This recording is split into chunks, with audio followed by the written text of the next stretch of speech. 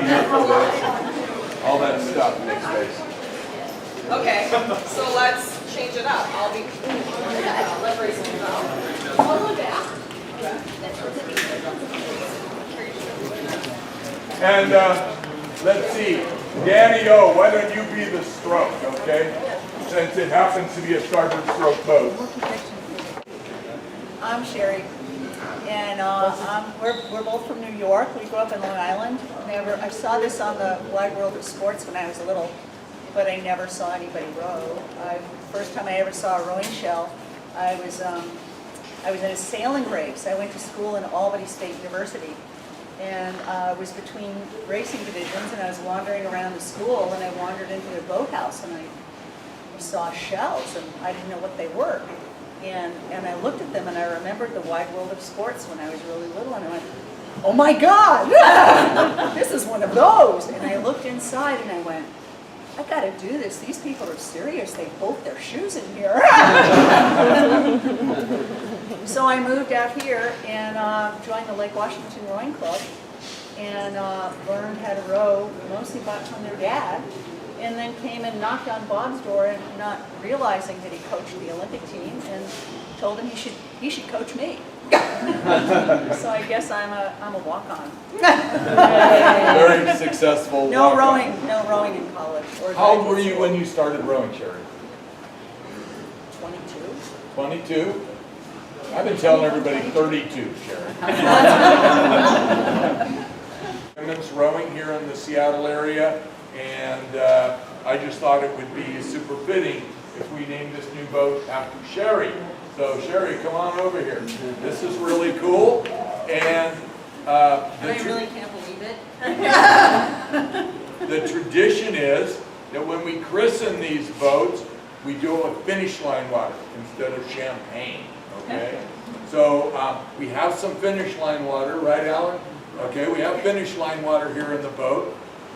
And we're going to let Sherri pour it on the bow of the boat. Then we're going to let all these high-vis rowers over here take it for a short spin. If anybody wants to go out and take a picture or see it, we can all do that. Sherri, you want to say anything else?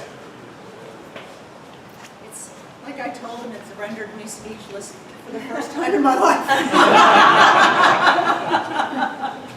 He told me to come down here. He said, don't you want to see it? And I went down and looked at it, and it was like my heart skipped a beat. I totally was unprepared to see my name on a boat. I'm so honored, I can't even begin to express it.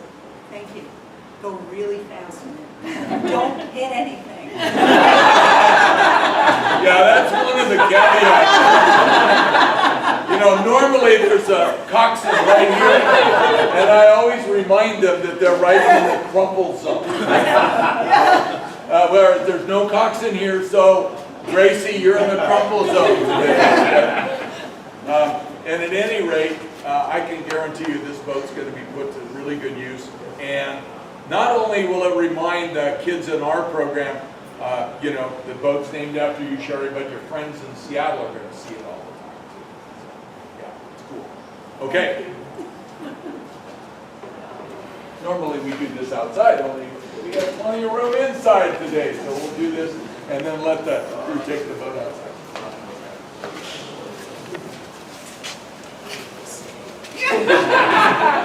Oh, you know, fast boats and tailwinds and all that stuff.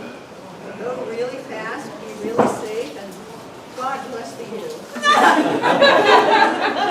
And thank you. Thank you, Bob. Yeah, my pleasure. This man has given us so much, we wouldn't have been able to do this without him. So.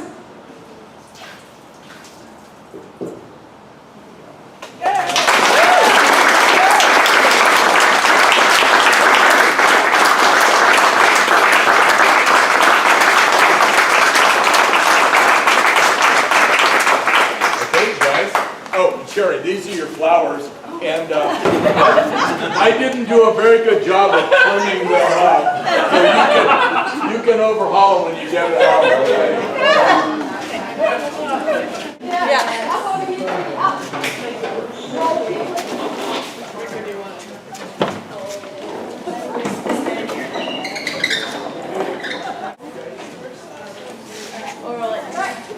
that way so you guys can. This, I don't use this to press. It's kind of just relaxed. The point is to be as relaxed here as you All right. can with your fingers. Just push out. Of course, I should be using my legs to catch, but as long as the end of the oar touches the water catches it itself.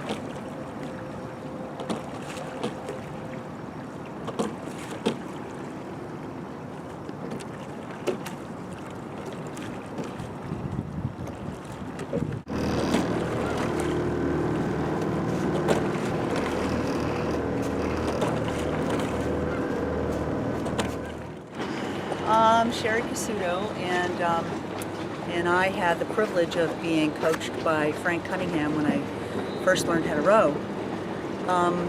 I moved here in '78, and I had never rowed before, and I was entranced with singles when I saw them at the Kings Point Boathouse when I was there to sail.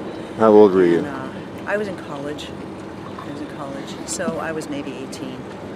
And I saw them and I realized what they were because I'd never seen one on the water before. And I came out here, and it's a long story, but I'll make it shorter and just say that I was very resourceful. And I didn't know singles existed. I found out the Lake Washington Rowing Club existed. They had no telephone or anything, and I showed up all the time until I finally could join and started out in a wherry. And this was after I was out of graduate school. So Frank was the resource there, and that's how I first started rowing. After I started racing, I realized I was doing pretty well, and I had the additional privilege of being right by the UW and having the national team coach, Ernst, over here. So I got to train with him and all the scullers and sweep rowers he was training, and so I got great training over there. And this is what year? I think I went over there in '81. I joined the Lake Washington Rowing Club in the end of maybe '79. So I started rowing over there, and because Frank was really passionate about the Thames Watermen style. He taught it to me as well as a handful of other people here, and really gave me no option but to choose it because he proved to me again and again on the water that it was the better choice. And when I was a good enough sculler to prove that to myself on the water in alternating races of the two different styles, I did, and I'm convinced that it's a faster rowing style, even though it remains unpopular. What did you use in the pair? And you raced pair in '85. Yeah. And you used the early roll-up, or? Actually, I don't think my pair partner even knows this, but she does more of a flip catch than a roll-up, and I didn't tell her. I just got to be more comfortable, and I don't know, I can try to dig up a film that I might have of us racing the pair in the final at the Worlds in '85, and you can see that it's really much more of a flip catch than anything else. 500-meter pieces, and I would do, say, 6 for a workout.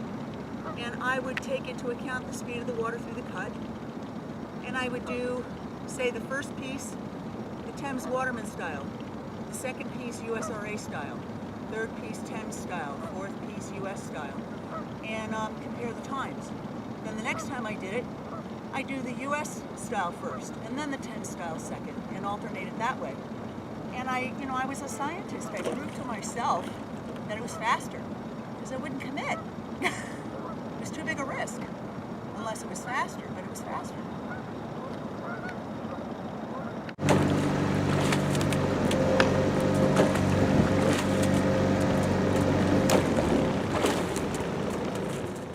Maybe because it's an old style, the Thames Watermen style, it's really fallen out of favor. And there's a tremendous amount of resistance on the upper levels of rowing to rowing this way. And the people who really learned from the old Thames Watermen are gone now. And it has a risk of being lost. This style has a risk of being lost. And so I am thrilled to get the chance to row what I know of it and record it so that it stays around.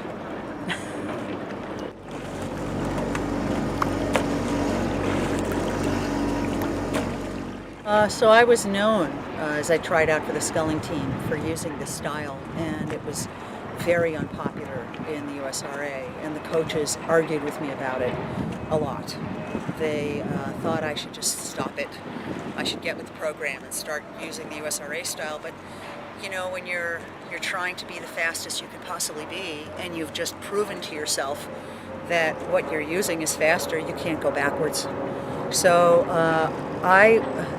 the hallmark of this was going out to the trials, to the U.S. singles trials, and I was doing my very ritualized warm-up, and I was getting my oars out to the dock, and one of the national team coaches trotted along beside me and started arguing with me about my rowing style, and said that I couldn't do that, I just couldn't row that way, that what was I had in my mind for doing that. And I looked at them and I said, look, if I'm rowing in my boat, I'll row my way. If I'm rowing in your boat, I'll row your way. I've got to warm up. Can we not talk about this now? So it was a problem. They really didn't like it, but fortunately I had had enough training in the USRA style that if I was rowing in a team boat, I could adapt, because like I said before, the most important thing is that you're doing the same thing in the boat with everyone else. He was saying especially... Frank was saying especially that if I was going to row this way, that I could start faster. If you have to start with your blades squared at the start, it's very hard to time the legs and get a really solid drive on the first stroke, because it's precarious. You're perched in an odd position. So what he had me do in those days was équipre-partée. So he'd have me sit about 3/4 slide with my blades comfortably out, flat on the water. And when they said équipre, remember, you can move as long as the boat doesn't move. They say équipre, squeeze the blades out so that partée happened with the catch. So it would be like this. And the blades would just bury themselves to the proper depth, and you could drive with all the force you wanted in your legs and get a really good first stroke. He had the second stroke be really, really short and quick so that you keep your momentum going. So it would be for the second stroke.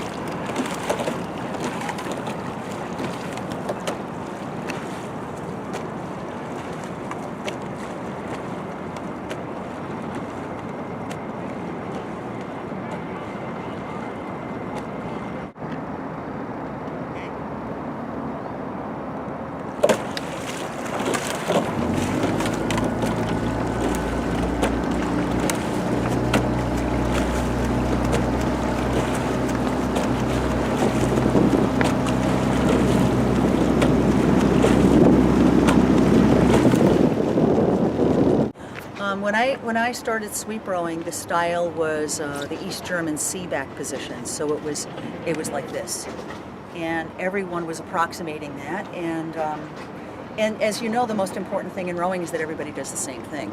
But people were getting hurt. There were a lot of back injuries, and most people don't know this, but at the very first Women's National Powerlifting Championships, I got second.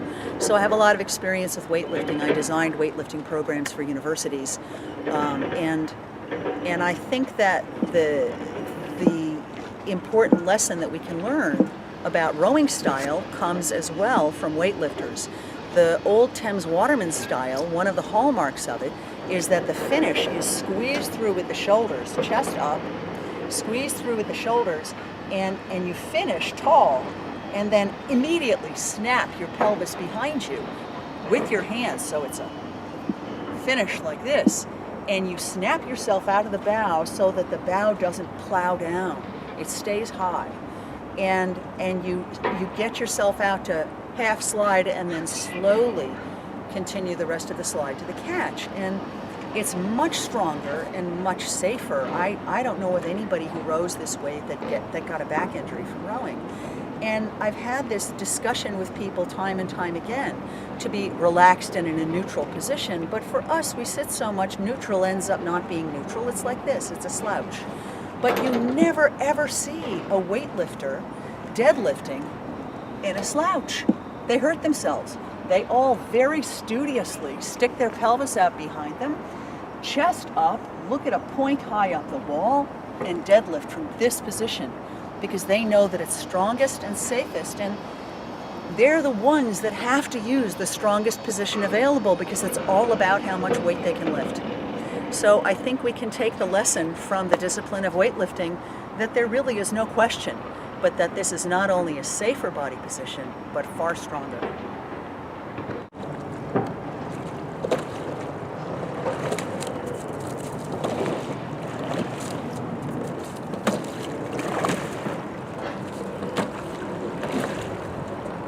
Dramatic to see if you keep a good body position in toward the finish, because then your body is still up, your chest is still out. As you're finishing, you're squeezing through with your shoulders. And then to come back, to come out of the bow, is not so dramatic as it would be if I finished collapsed and then did this. It looks far more dramatic. But what you're really looking for in that quick shift, and it's really just a quick shift in the seat, is that you're getting your center of mass from backward of the seat, forward of the seat, to aft of the seat. You don't want the seat really under you. You want your body, your center of mass, sternward of the seat as you're coming up the slide, so that the bow doesn't stay buried. How's your health these days? I have stage 4 colon cancer. I was diagnosed with it in the first week of January in 2014, and I was given 6 months to 2 years to live, and it's almost 2 years now. So considering my health is, on paper, my health is terrible, but I feel really good. And in part, I think I feel really good because of a life of exercise and a priority of a life of exercise. And as I film, you ride your bike to and from the boathouse. Right? Yeah. It's a lot easier than parking. Yeah. Okay. Thank you, John. Thanks, Sherri. Okay. Bye-bye.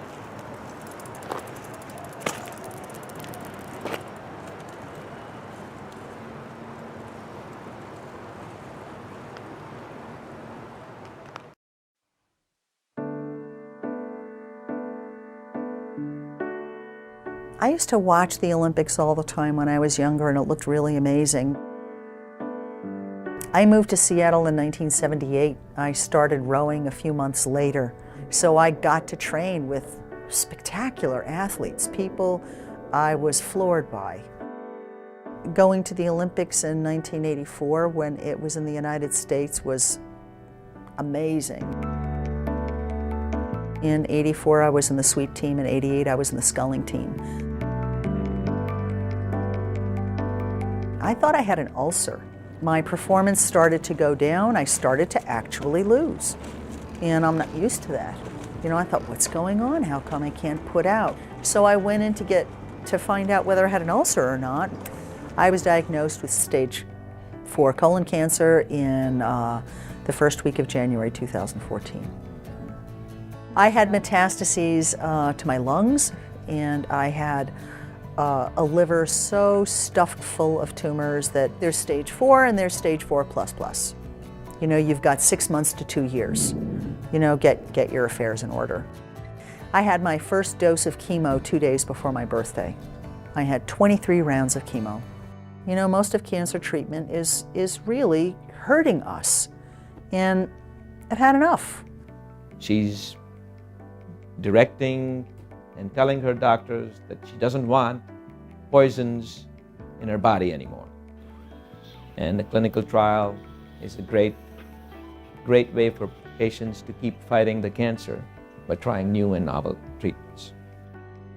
The clinical trial that we started here in Spokane that Sherri is involved in was a vaccine trial for patients with end-stage colon cancer that had exhausted all known available treatments.